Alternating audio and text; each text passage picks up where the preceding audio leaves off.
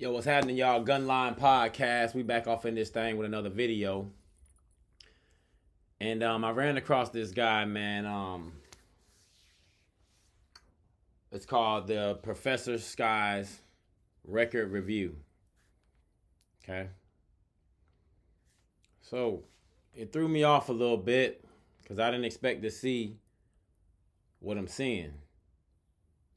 No disrespect, I just didn't expect it.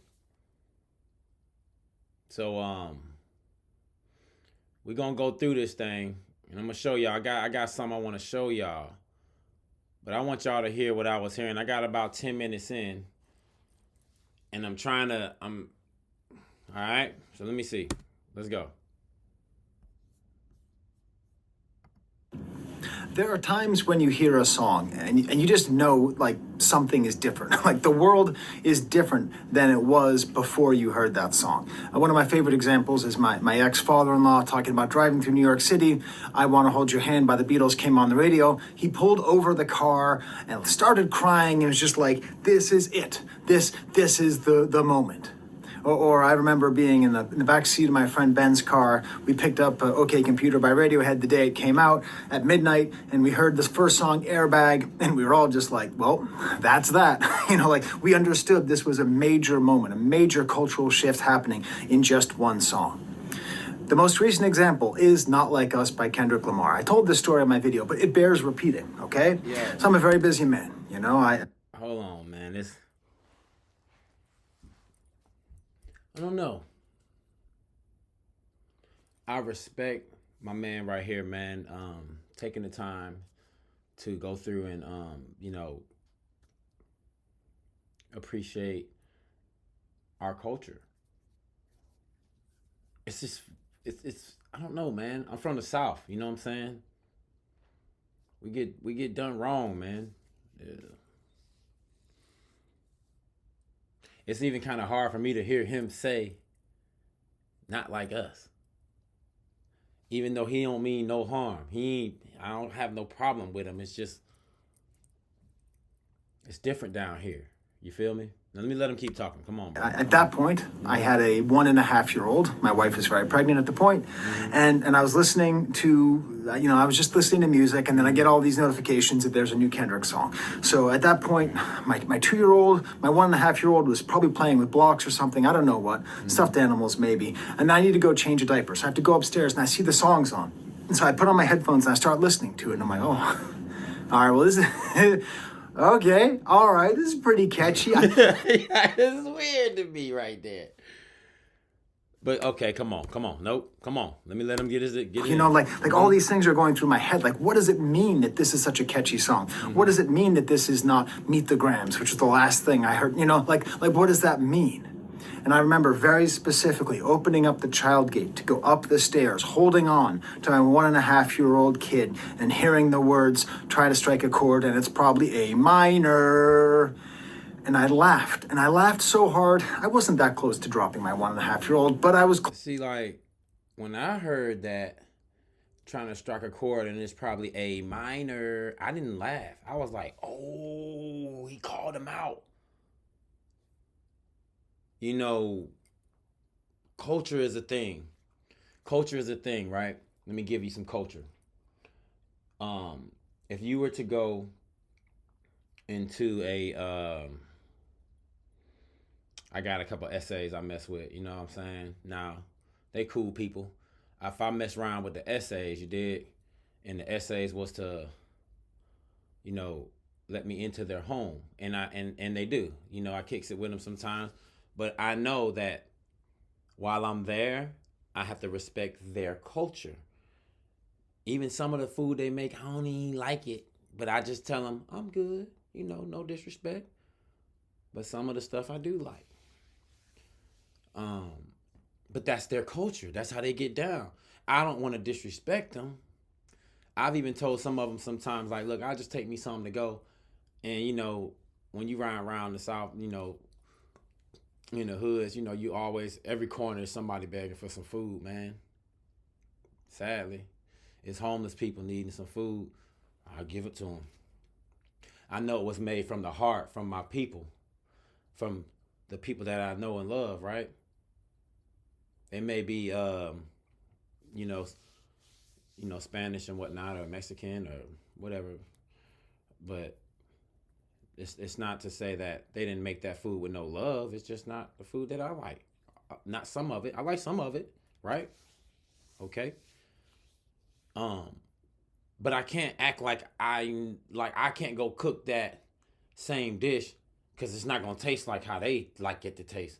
Mine gonna taste how my taste buds and how my people like it to taste. So I can't. Now I can study their culture and I can get into it, but I'm always gonna be an outsider, right? But I have respect for it, and if I decide to be around, I'm around. It's all good. My man, let me let him go, man. Let me let him go. Than I should have been. And in that laugh, I was confused. That was the moment of understanding, like something is happening. Something really, really, really, really big is happening in this one moment in A minor. And I'm laughing about something. Why are you laughing? That's more like oh shit, he called him out. He called him out. Why? Terrible, and I'm dancing to something minor, okay. And I'm laughing about something so terrible, and I'm dancing to something so terrible, and it's so infectious, and it's so impossible. And 274 days later, I'm watching clips of the Grammys. Okay, I got a busy life. I can't watch all that, but I'm watching clips of the Grammys. And I watched the moment where it wins Song of the Year, where it beats out Billie Eilish, where it beats out Taylor Swift, every other of the titans of the Grammys. The entire Peacock Theater, which is located inside of Crypto is a Scam Perpetrated by the Rich.com arena. They just changed its name, by the way. It's Crypto is a Scam Perpetrated by the Rich.com arena. You should check it out. It's a great place. Inside that theater of 13,000 people, which, by the way, is the number of voters who voted. Okay, 13,000 voters, 13,000 people inside the Peacock Theater. The entire place is filled. And as Kendrick Lamar walks up to the stage, all 13,000 people in unison sing A minor. They sang the whole verse, actually. Like, that was kind of cool. Like, from Say Drake, I hear you like I'm young. Like, you better not ever go to Cell Block 1. Like they sung the whole thing, and it's to be taken. I don't think it's to be taken lightly. The message that Kendrick was putting out there. You know, we gotta watch these jokers, man. They certified. You know, they out here. They coming for our kids. You know what I'm saying? I don't think it's to be made a joke out of. It's that we should actually take it a little serious. Like, I don't even know how Drake is still.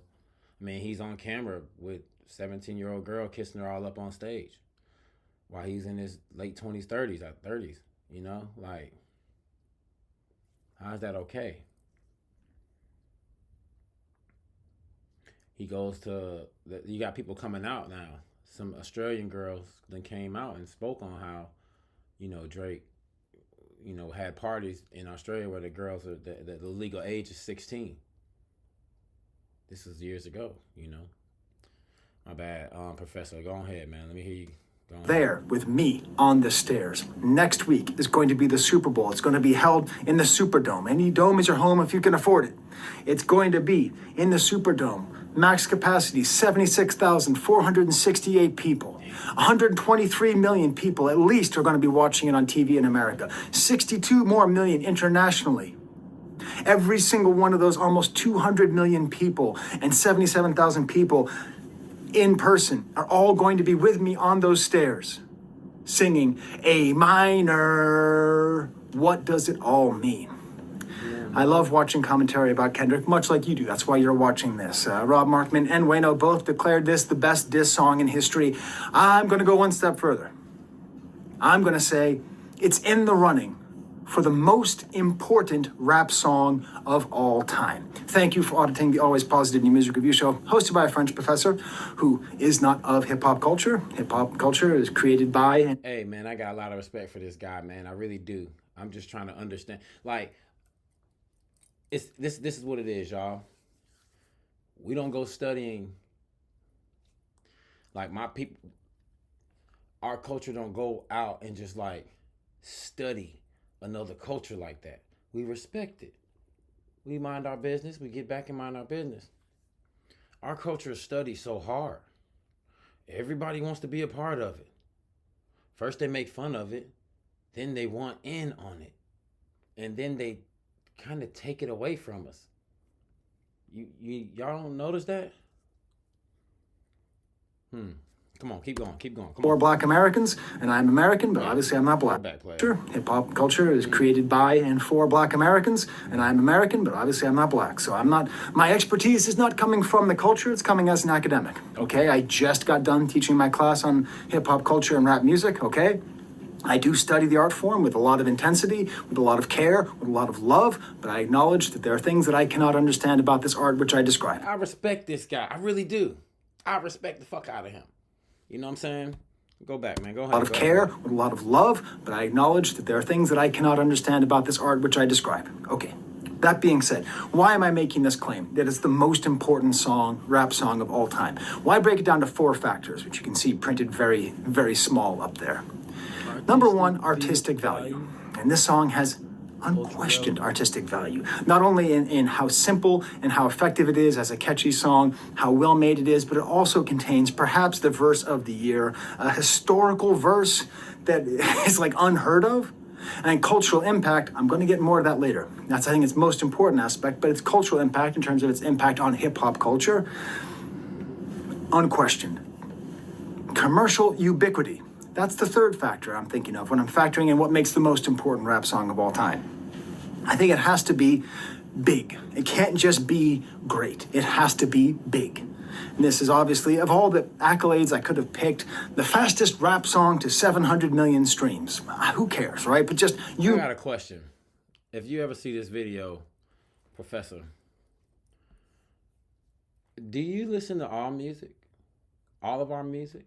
I mean, pop. Kendrick destroyed this beautiful song, right? To call out somebody who's been getting over on the culture, like kind of weaponizing it, right? You like it when it's good, but when it's not, then you can go and say, oh, well, I'm, bluish and I have bar mitzvahs. You feel me? But when it's cool, you get to be like, yeah, I'm hard. I'm one of y'all, yeah. You know what I'm talking about? So, how could you measure a nigga by multiple figures he may got? Like, do you know where that comes from? Nah, probably not. But that's Outkast. That's Andre. You can't. This stuff is hard, man, because I love that the fact that my man is honest. You know what I'm saying? I don't have no beef with him or nothing. I'm listening at him. He telling his truth. But it's hard for me to understand, because I live in the South, man. I've been riding around. I'll give you a story real quick. Ride with my homie, white boy, coming from the studio, cool dude, and he gets pulled over. Now check this out. When he gets pulled over, the police comes to the passenger side, my side. I'm like, what the fuck? All right, I'm just gonna look straight. And he say, you got your license on you, boy? Boy. I'm like, man, I ain't driving. What the fuck you talking about?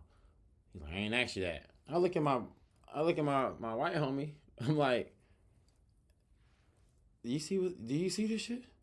He's like, do you got your license? And I'm like, huh.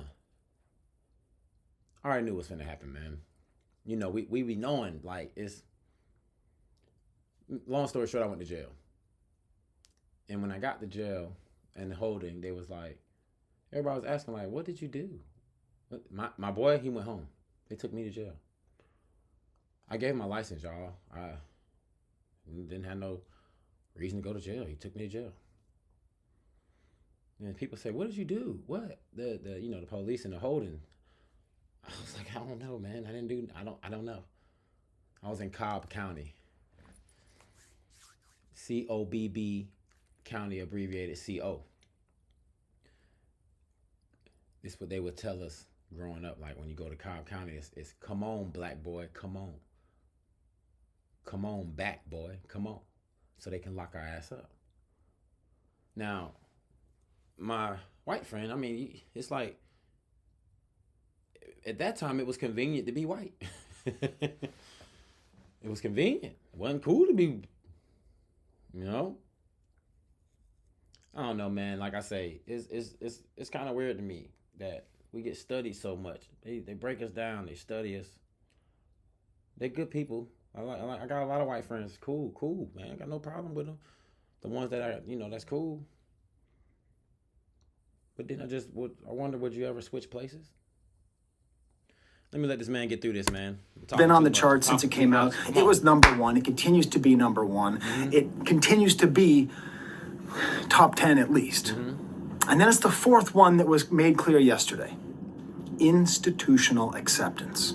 Now, this is very tricky because when I'm talking about institutional acceptance, I'm mostly talking about the acceptance of the white superstructure that exists in this country. Okay, so it's a complicated idea. But okay, nope. I'm gonna let him go. It's complicated.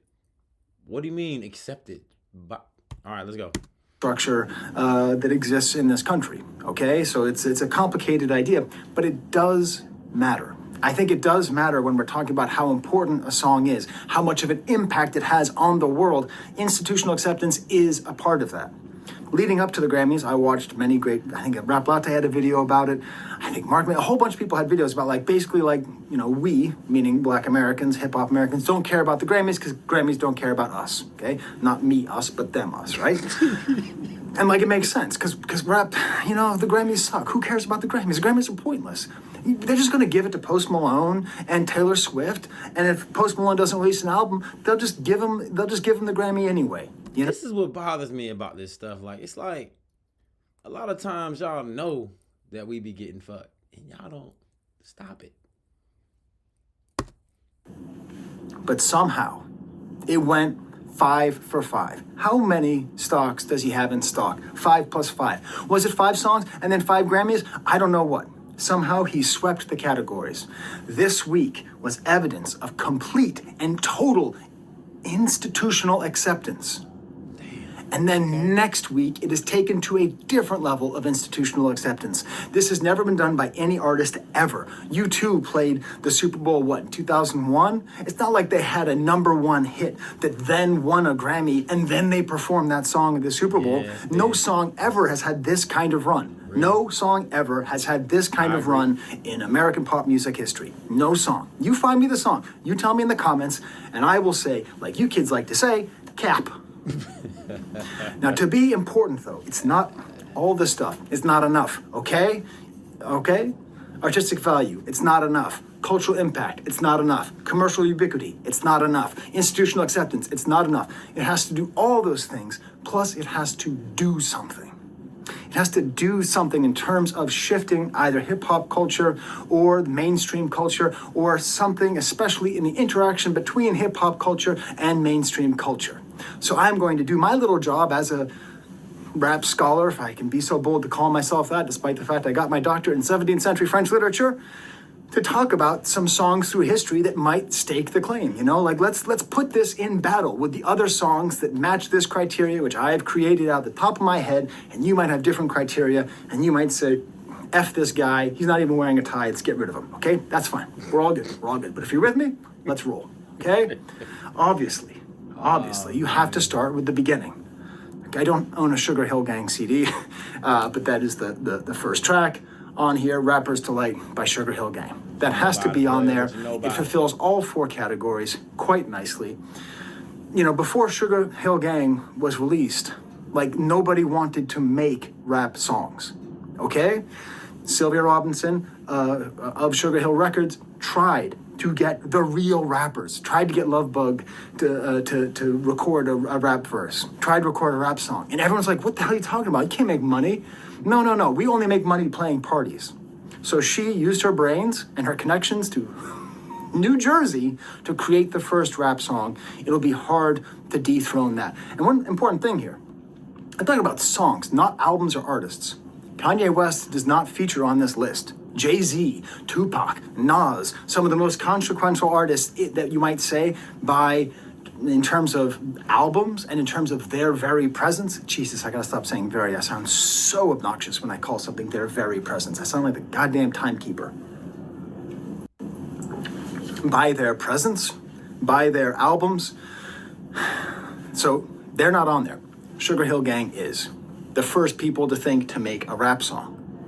Then, of course, you have to go 3 years later to the second big commercial hit for rap music, The Message, which was made by, if you read this very carefully, it says Duke Booty and Grandmaster Melly Mel. Okay? That's who it should say whenever you're reading about The Message, because Grandmaster Flash had nothing. I wrote The Message as much as Grandmaster Flash wrote The Message, okay? You wrote it as much as Grandmaster Flash wrote it, okay? But obviously The Message itself, 1982, was a concrete example that rap could exist. It wasn't just a one-hit song, just, a funny thing that some kids in the Bronx do, and we'll just kind of laugh at it. It wasn't just that, okay? It was evidence that there was real intention. It was the first political rap song, to make a difference. It did so much sonically. It did everything, okay? It was everywhere. It had that commercial ubiquity. It was accepted by the institutions. It was artistic, and it was cultural, right? And then we get to what I call the FTP pairs, okay? 1989, we have Fuck the Police by NWA, which showed the form of, rebellion that was easily co-opted. It's very complex. Straight Outta Compton is a very complex album to study. But Fuck the Police is a great example of one of the most powerful songs in the history of rap music in terms of all those things by a group which would somehow end up ushering in the co-opting of the culture itself. It's very complex. But then within a year, we have Fight the Power off of Do the Right Thing. Fight the Power is sort of, this is more in hindsight. Okay, he brought up Fight the Power.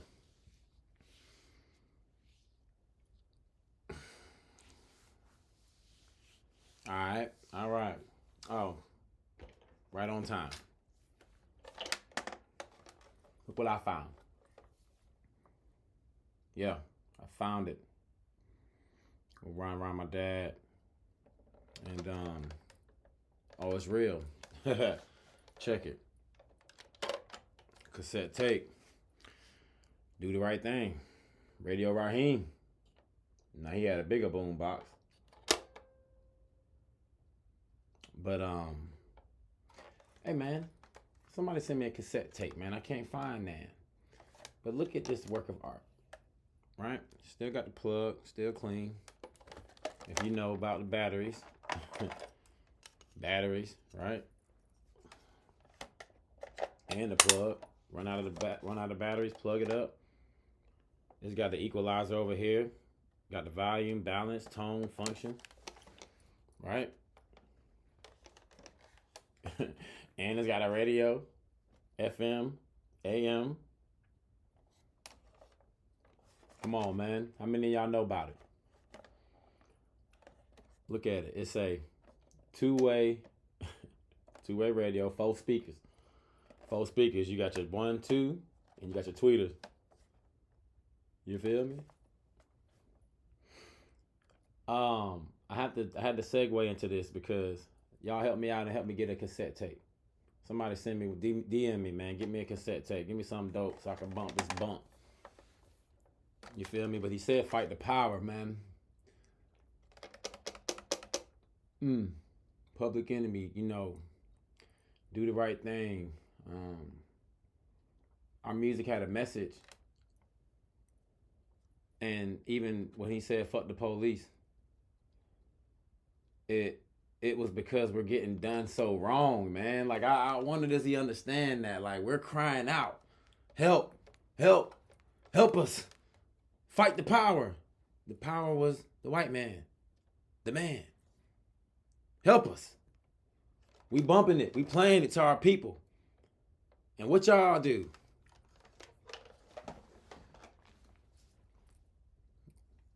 Well, you changed the music up. You wouldn't let us play the music that was helping us and uplifting our people, right? You're telling me it was, what's your things? Artistic value, cultural relevance, commercial ubiquity, and institutional acceptance. Well, my friend, we had a lot of that y'all wouldn't let play because you wanted to push us back into murdering each other, unaliving each other. So music wasn't allowed to get put on the radio no more. Y'all wouldn't accept it. That was uplifting. I ain't like that. Because if we're just hearing, over and over again that we need to uplift each other, we need to fight the power, we need to stick together. If we're hearing that, that does something. So y'all switch that shit around. I'm gonna see if we get there. I got a long way to go, y'all. So ride on with me, or don't. You know what I'm saying? It's all good either way. But I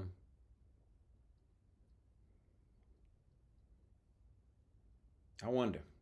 Let's see where he go with it. That these two, I think you could put them together as these two very important songs with great cultural import, with great artistic value and ubiquity and importance. And Public Enemy really showed like what's going to happen to rap music, like what can rap music do. I think the next song I'm going to include might be a little bit scandalous because I'm not including Nas, but I am including MC Hammer. Okay, please Hammer, don't hurt him. All right, Can't Touch Us by MC Hammer. By the way, my colleague Curtis King has this whole thing, Justice for Ja Rule. Can we have justice for Hammer? He produced the whole goddamn album. He's not just like some guy like set up by some suit somewhere to be a hit maker. He's like the real deal. It's not his fault he was popular and he knows how to dance. Anyways, Can't Touch This, that showed the absolute commercial potential of rap music in a way that no other song could. Of course, we would have, within a couple of months, Ice Ice Baby would be released, which would show something different as well. Again, just understand the story I told you earlier and the studying of us and then jumping like MC Hammer was dancing his ass off, man. He was a good dancer. He's very talented. Everybody, knew that Can't Touch This. That Rick James, that Freaky Girl song broke down into a sample. MC Hammer, man, he did a very good job on that. But we couldn't just have that. You had to get some Vanilla Ice dude to go kind of like what are we doing? I love when Jim Carrey made fun of him. I loved it. All right, back to the man. Let me see. Go back 5 seconds. Let's go. Within a couple of months, Ice Ice Baby would be released, which would show something different as well. But we had all these fascinating moments that just seismic shift, total institutional acceptance. We're talking commercials on TV, appearing in movies, all over the place, everywhere, completely mainstreaming rap if it hadn't already been. I would also throw on Juicy by B.I.G. in 1994. I lost my copy of Ready to Die, so I'm going to go to Record Archive and buy another one sometime soon. I think that showed a lot of the crossover possibility. It brought in a level of lyricism and also the idea that rap music could be made with more of a female audience in mind in a way that I know. I could have included I Need Love by LL Cool J on here, but I think this had a bigger long-term impact than I Need Love. So anyways. Oh, man, that I Need Love was nice, though. LL was nice. You know what I'm saying? LL, I'm bad. You know what I'm saying? I Need Love, that.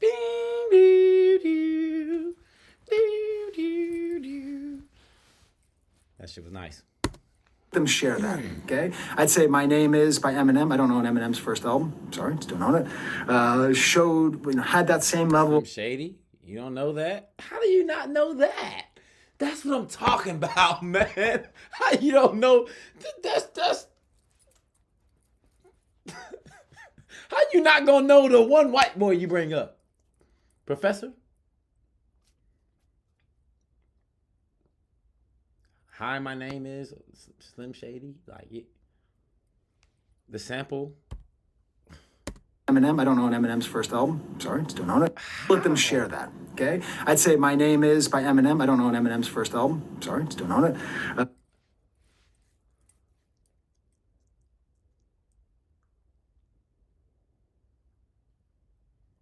I feel like you should know that. I feel like I shouldn't know it. Maybe I don't know it. Maybe My Name Is Eminem isn't it? Maybe Slim Shady isn't the name of the album. I don't know. I mean, but you should know. You should know. If any of these shits you should know, you should know. And because you're calling it, you're saying it's got artistic value, cultural relevance, commercial ubiquity, and institutionally acceptance. Let's go. Here, but I think this had a bigger long-term impact than I Need Love. So anyways, we'll let them share that, Okay, I'd say My Name Is by Eminem. I don't own Eminem's first album. Sorry, still don't own it. Showed, had that same level of impact and importance, especially in terms of the existence of white rappers. And then I would say there'd be 20-year break Beastie Boys until the next out. song that had that kind of seismic shift impact. I'm not saying there weren't albums. I thought about putting, maybe Jesus Walks on here, or maybe, A Milli by Lil Wayne, like songs that really pushed the culture, really pushed the art form in a different direction, but it didn't hit on all four cylinders, like I'm talking about up here, in terms of artistic, cultural, commercial, and institutional. And I mean, he ain't named not one Outkast song, not one Goody Mob song. And I guess because it wasn't institutionally accepted. But to us it was, because this our music. He ain't named no 8 Ball and MJG, no UGK. He ain't named none of the greats. You know what I'm talking about? From the South, though. No 3-6, no Tommy Wright, no Playa Fly, like no music that made us, We went from dancing in the club, like stuff changed, man. And when when you tell us what we have to play to make the music get on the radio, and what you're accepting with your acceptance institutionally, then we start making music for that. And man, we made some bangers. Has he gotten past Lil Jon yet? Cause I know that rock. I mean, the South took we took it. When we took it, we took it. They would never let us in down here. You know what I'm talking about? It was always New York City. We always had to hear that Yo Son Butter B shit. So don't get it twisted. I mess with it though. I mess with the New York City music. Mobb Deep. You know what I'm saying? I remember that my brother put me on. I even used to listen to Big Pun, Terror Squad. They had some dope music. People that can also get within our, and we because we're so giving, we such a good people, we love everybody so fucking much, we let you come on in, man. You can rap, you can do our thing, but y'all will let there's only one Tiger Woods, you feel me? Y'all don't let us in y'all clubs, y'all culture. Y'all don't let us in y'all culture. Actually, a lot of the time we don't want in. We kind of kick it to ourselves, man. I'm just trying to understand. You know what I'm saying? I'm just trying to understand. Y'all lucky I ain't eating. They killed me on the last song video I made. I was eating. I was tearing some food up. Smacking all on the damn camera. I ain't give a shit. But hell, I'm just thinking now, like, I want to understand this brother right here. This man. I want to understand him. But you can't tell me you don't know Eminem's first album. You should know everything about Eminem. At least that. Give me that. Because I want to know why they study us so much. I want to know why. Apologies. Camera had went off, man. It'd only be recording for a few minutes. I'll be talking too much, you know what I'm saying? Because I get into this shit, That's why I got the podcast. Y'all go check me out on Podbean, GunnLine Podcast. You dig? On and follow your boy. But I'm just trying to understand, I'm just trying to understand. I know. It just makes me. It's weird. It's like it's bittersweet. Like, first they make fun of us and call us monkey lips when the monkey flipped their lip back. But really, if you look at monkey's lips, they stay like little right. They like. No, we got full lips. And they make fun of our women's hips and butt. They call us mixed with mules. They used to say our woman was mixed with mules and horses. Now you look around. The fair skins got big old booties now. It's like, I don't mind the studying and I just want to know why the hatred though. I just want to know why the hatred, man. Come on, let's go. Come on, Professor. And in terms of artistic, cultural, keep us going. Commercial, and institutional. Mm-hmm. So I'd say Old Town Road is the next song. 2019 by Lil Nas X. Oh, it gross. Showed this. No. Get that out of here. We don't want none of that. I guess for y'all.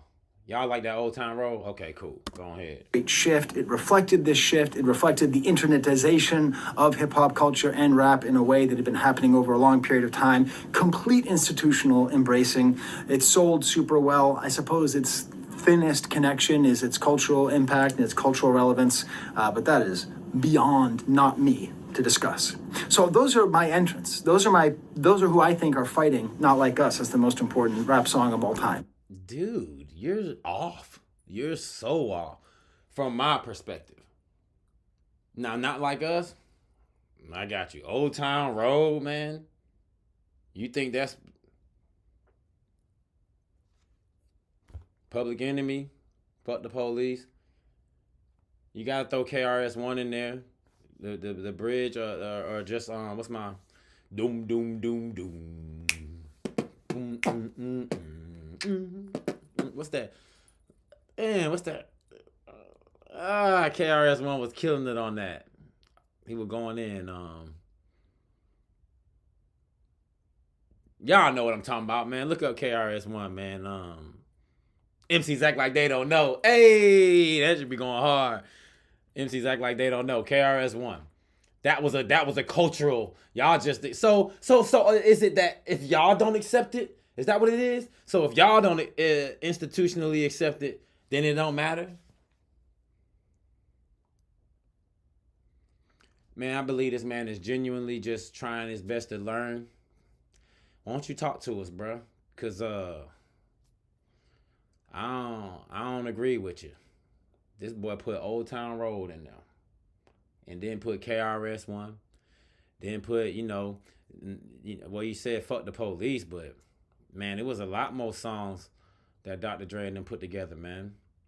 I mean, I feel like even Snoop, Bow Wow Wow, Yippee Yo, Yippee Yay, Death Rose in the motherfucking house. You know what I'm saying? Like, that shit was, man, you talking about lit. And then even Luke with the music that had the parental advisory, girl, it better watch they mouth. You know what I'm saying? The booty shake music, you feel me? Even though it was exploiting our own people, Luke, you feel me? But still, it was a cultural shift. You know? Like, he don't know. He might not even know when I say Lil Flip, or, he might not even know when I say DJ Screw. You know? Like, what qualifies? I don't go study country music. I don't care. It doesn't sound good to me. I'm sorry. I know a lot of y'all like country. I ain't messing with it like that. It's just not mine. I like the blues. That's where country came from. I mean, let's be real. I like instruments. I told y'all on that last song, the last video. I like instruments, man. I like it. Beat machines, I'll listen to it. But if you make a dope enough beat to where you can play it with the actual instruments, you got me. He didn't name the Fugees like Lauryn Hill or a Tribe Called Quest. He didn't name none of that. But maybe he not done yet. Okay, realistically, I don't know how you're going to unseat Rapper's Delight and the Message. I don't know if it's possible to have a single song that does as much. But let's think about what Not Like Us has actually done. I don't like how small this is up here. Okay, let's think about what it's done in terms of these four things. Okay? In particular, the cultural relevance. Depending on how this year goes, depending how next year goes, it's possible that we will say that Not Like Us literally saved rap culture. I'm not saying hip-hop culture. I'm saying rap culture. I want him to tell me why. Tell me why. Coincidence? Is it a funny thing that Kendrick got up there and gave his second speech and said the following: "At the end of the day, nothing is more powerful than rap music. I don't care what it is." He is up there stunting on Billie Eilish, on Taylor Swift, on the entire Grammy Academy that has just been looking over and ignoring hip hop as. The reason why Not Like Us is not, what he's saying, the reason why Not Like Us is so important, it's calling out the ones that's not like us. Because we don't own the record labels, we don't own the airways, we can't force our music to be played. So when you got to add soul, I gotta do better. I gotta do better. I gotta. Dang, he didn't even say that. Like that's a great song. I gotta do better. That's a great song, man. Cultural shifting. You feel me? Like when Kendrick said "not like us" and put bars behind it with a beat that make you move a little bit. You know what I'm talking about? Make you get into it. That makes other people want to make music with bars and a beat that can get into your soul. You feel me? So then once you got that going on and you got bars, now we not got to listen to the mumble no more. We ain't got to listen to us trying to hurt each other no more. That's Kent.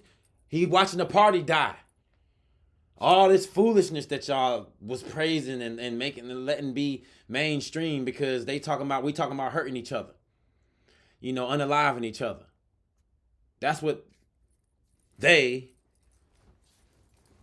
made us put on the radio. Not saying this guy exactly, man. I'm just saying like the blue people, the bluish. The one that on the radio waves, you know what I'm saying? They would. You can go back and look at certain music, go back and look at certain times where they'd be like, man, they won't let us put what we want to put, our single on the radio. We have to put this crap on the radio. Talking about, you know, shoot 'em up, bang, bang type stuff. I mean, y'all got to be real. Lil Jon was a cultural shift. Like I say, I'm from the South, but I tell you what, everybody was, yeah, what? Everybody was on that, right? Y'all should have saw how it was here in Atlanta. You did. Y'all should have saw it. It was beautiful. Now, we took it a little too far. I'll say that. I'll give y'all that. We took it a little too far. Once we got it, boy, we ran with that thing. Boy, I'm talking about, boy, they gave us that thing. We took off, boy. It was fun until it wasn't fun. Until they changed it up. All right, come on, man. Give me some more. What you got? As feasible for as long as possible. And he's getting up there and saying, this art form that I do is better than all of you. Nothing is more powerful. Not country, not rock, not indie, not instrumental contemporary. I'm sorry, instrumental contemporary. You're working hard out there. I support you. You know? I don't care what it is. He got up there and he didn't diss Drake. He dissed all other art forms that are not rap music. And then he follows up, we are the culture. It's going to stay here and live forever. Obviously, he's talking about things to which I can only understand but not participate. He is saying directly a pro-black statement, we are the culture. It's going to always stay here and live forever. As Punch would tell young artists, he gives his advice to young artists, respect the art form, it will get you where you need to go. In this speech, he's making it clear that this little catchy thing, this catchy diss song against Drake is not just some goofy-ass song where he's trying to take out Drake. It is about the power of rap music, and somehow he knew it. I knew it when I was walking up the goddamn stairs and almost dropped my baby hearing A minor. I understood it. We all understood it. All of us understood it. That's what the song was going to do. And it did it. I might be speaking grandiose. We'll see what happens next year, the year after. But there's a real chance that he is putting Black Americans back in the center of commercial rap music.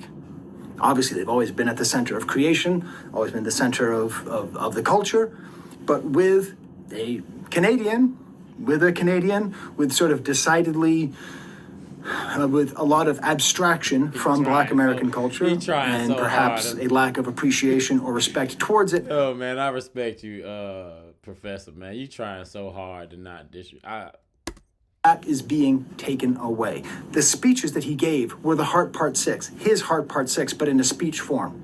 He wasn't... Let me do this. Hey, man, y'all go make sure y'all like and subscribe, man. I'm trying to grow this channel, man. Like and subscribe. I ain't gonna smack in your ear when I eat no more. Like and subscribe me, man. This time to say Drake is bad and Drake likes kids, blah, blah, blah, nah, nah, nah. No, he's saying what matters. What matters is rap culture, the culture, Black people, and Compton, and all this regional space, right? Because that's one of the artistic things he was able to do, was rebirth regionalism in rap music, which has become so de-regionalized because most of the time it's been a Canadian hanging around with dudes from Atlanta. That's what's been mainstream rap for the past, 3,000 years. How many thousands of years has it just been Atlanta and Canada? You know, this song, what does it do? It does all those things, and it is the Drakeotomy. And it's not what Drake is. It's not who he is. It's what he represents. Yeah, he represents you guys, man. Just being real. He studied our culture. He didn't grow up with us. He came to Atlanta. Kendrick told you what he did. He got his lingo up. You know what I'm saying? He did it, man. He came down here, but it's Lil Wayne told him, man, stick to your singing, man. You'll be fine. Just do your singing thing, man. You know, you'll be fine. But he wanted to be hard though. It's like tempting. You just want to be, you know, we so resilient. We get shitted on so much. We keep coming back though, huh? We don't never just go away. You know, if you old enough, you'll know when they say we don't die, we multiply. You're dead. You feel? Can't get rid of us. We still here. Even though y'all keep, we still here. It is the Drakeotomy, the removing of Drake. You know, it's funny because, you know, he wore an all denim suit, and a lot of people are commenting, you know, shout out to Jeremy Hecht, Winnipeg's finest, who mentioned that a full denim suit is called a Canadian tuxedo. And so, okay, so maybe he's dissing him. One level deeper, though, you come to me for the good commentary. It's also an homage to one of LA's biggest superstar, Jay Leno, who only dresses in denim. So I think Kendrick Lamar is not taking a shot at Drake. I think he's just saying how much he appreciates Jay Leno. Are you serious? Wait. A shot at Drake. Jay Leno, who only dresses in denim. So I think Kendrick Lamar is not taking a shot at Drake. I think he's just saying how much he appreciates Jay Leno. That has to be a joke. I'm gonna let him finish. When we think about the institutional acceptance of this song. Oh, he was serious. Hey, man, I ain't know how out of touch he was. I mean, okay. Did you see it? You have to watch it. He stands up and they play the song. They could have picked any point of the song to play, but they play the beginning. And of course, they have to bleep out. Whap, whap, whap, whap, whap, dot, fuck them up. They have to bleep out fuck them up. I heard it. Do you know what they didn't bleep out? Certified lover boy, certified pedophile. They kept in the word that I just said that's going to get me demonetized. Smash like bucket, subscribe, AVA stands for awesome videos always heard a comment that says that. Join my Patreon, all that stuff, okay? That's what wasn't censored. That's how complete the Drakeotomy is. And next week, with those millions of people, those hundreds of millions of people watching and singing along, it had to be this fierce. You know, everyone's calling it a victory lap. How many victory laps is this man going to have? How many?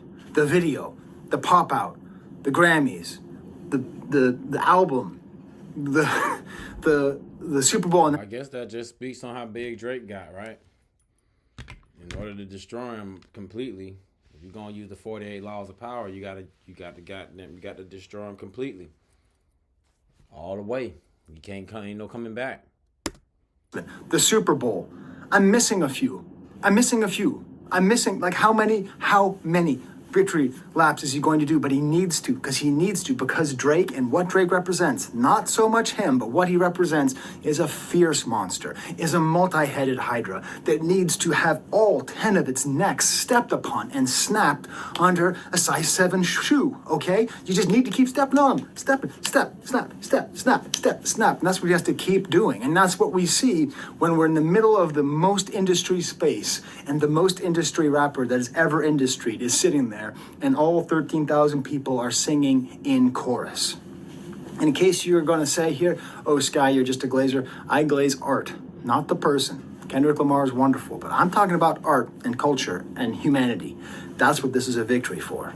And also, Dave Free won for the video. The video was great. How amazing is it that an actually great music video that was made that was so loose and funny and interesting and dynamic won? I mean, what a great triumph for art. Shout out to Absolutely. Go watch her videos if you don't watch her stuff, but don't act a fool and go in there and say I sent you, because that really bugs her. But you should go see her stuff. She does great stuff.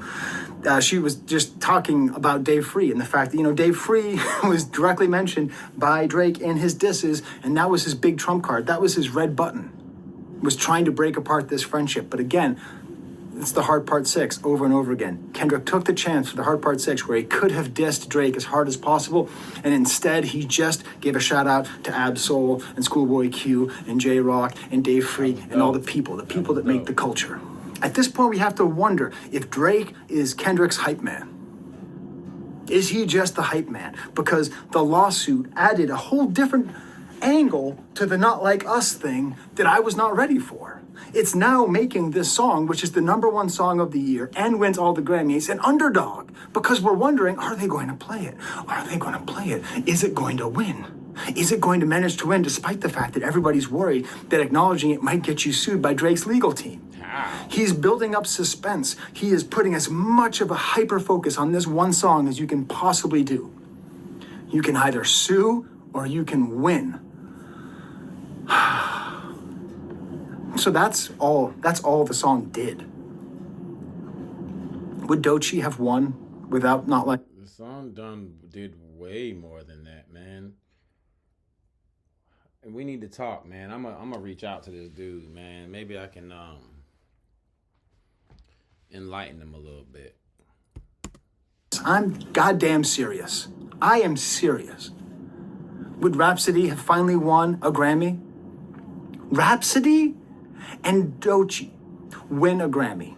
Completely merited, but how many great artists don't get what they deserve? Like, this is, and time will tell, okay? Maybe 2 years, this video will be stupid. Maybe 2 years, Drake will have like 5 #1 hits and we'll just be back to where we were. Just Drake and Thug releasing a song called, I don't know, Rico Gang, and it's super popular and everyone loves it. We're just back to the party again. The party didn't die, it was just waiting till Kendrick got bored. I don't know what.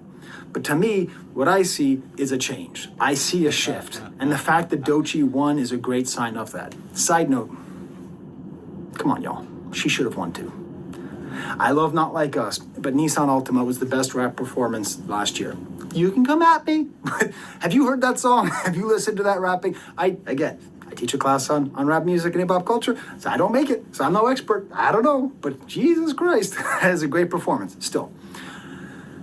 I love that Mustard's here. I love the regionalism. It is a political rap song that hit #1.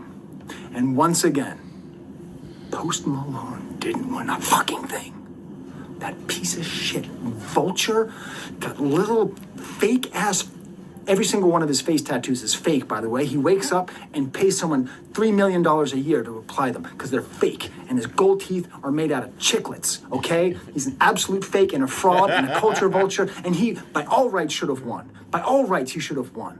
Taylor Swift and Post Malone, that's the bullshit that we've been buying. And some, but I love Taylor Swift, by the way. Taylor Swift is great.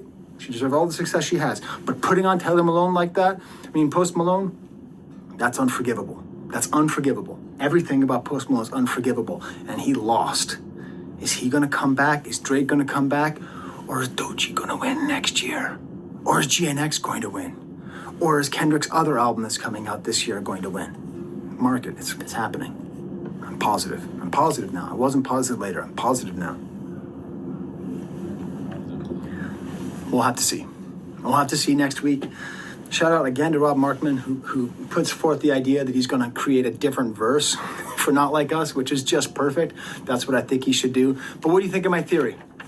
If we are using this as a criteria for songs, what song has more artistic value, cultural relevance, commercial ubiquity, and institutional acceptance while doing something profound in both hip-hop culture and popular culture at large? You tell me in the comments, what songs do more? What song is more deserving of most important rap song of all time?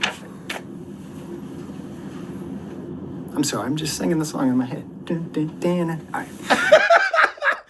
Hey man, I love the fact. I love the fact that they love our culture so much. I just wish that they would stop the foolishness that they've been doing to us for so long to keep us, they foot on our neck to keep us down. Like if the water, if we're in the ocean, it's like they're just holding us right here so we can just, I'm breathing. That's all they're doing. They're not letting us get the hell up out the water, get on the boat with them. They just, I mean, why? Why y'all, what are y'all so scared of? Like, if you love us so much, where them reparations at? When we start talking like that, they be like, hey, man, wait, what are you talking about?